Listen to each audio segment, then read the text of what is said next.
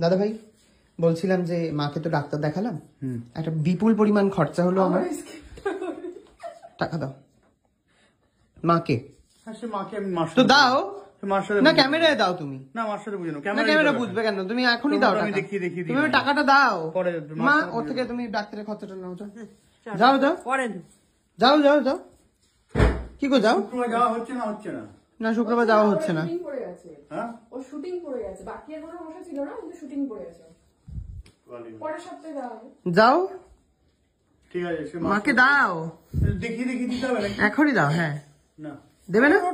ও মা তোমার ফোনটা দাও। ফোন তো গাড়িতে।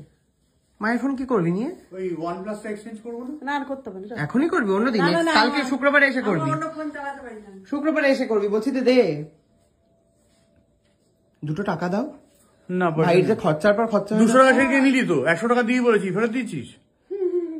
মানে 200 টাকায় কি হয় সুস্মিতা আজকালকার বাজারে? দিয়ে দে তাহলে, ফেরত দিয়ে দে। এই 200 টাকা 1 কেজি মাংস হয়। দে না রে, না 500 টাকা দে। এই শুক্রবার বিরিয়ানি কর না।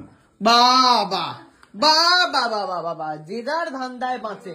মা চলো, এই যতক্ষণ এ বাড়িতে থাকে ততক্ষণ স্কিমের আওতায় পড়তে হবে। বেরিয়ে পড়ো বেরিয়ে পড়ো। শুক্রবার বিরিয়ানি নতুন নতুন স্কিম খুকু, বেরিয়ে পড়। প্রচুর খরচা হয়ে যাবে আমার। বেরিয়ে পড় বেরিয়ে পড়।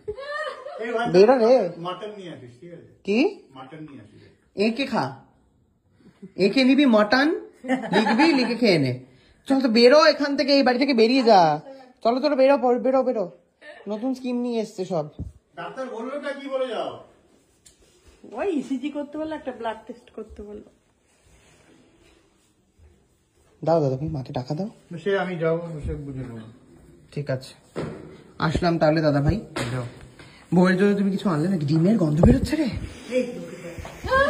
ডিমের পুচের গন্ধ রে। কার বাড়ি? কালকে কাজ কর, বন্ধ করে কোন দরজা থেকে বেরোচ্ছে সেই দরজা গিয়ে কলিং বেল বন্ধ। আরে ডিমের গন্ধ মমা করছে রে। ওদের বাড়ি?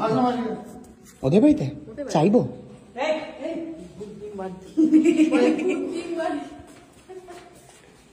আসলাম রে, টাটা। তাহলে দেখা হবে, কথা হবে ভবিষ্যতে। আবার 6 জন গেলে 80 90 আর কিছু হবে না। এসো এসো। 8 জন করে যায়। এবারে ছিঁড়ে পড়ে যাবে নাকি? একটা নাট লাগানো ছিল যে, সেটা কি হলো? আসলাম রে কুটনি বৌদি, ভালো থাকিস, বেঁচে থাকিস। গোলাপ ফুলটা আমাকে দিয়ে দিতে পারতিস, অবহেলায় ফেলে দিল তো। ওই যে ইচ্ছা করে টিপে দিল যাতে চলে যায়। না থাক, টিপে দিল গোলাপ ফুলটা রাখবে বলে।